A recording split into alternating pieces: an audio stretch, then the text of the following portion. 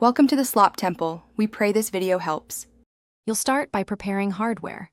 Identify whether your Mac has a built-in Ethernet port or needs a USB-C/Thunderbolt adapter, and plug that in now.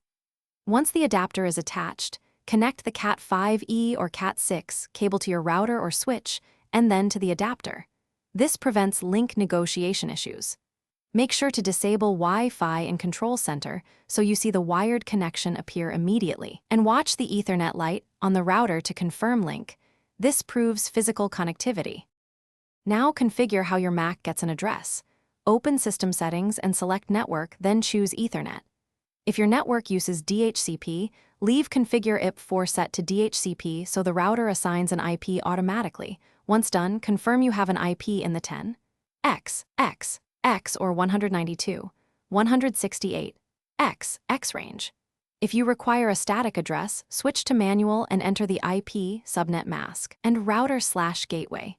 Make sure DNS servers are correct, because finish by validating the connection. Run a speed test and ping 8 to check latency and throughput. These numbers tell you whether the wired link performs as expected.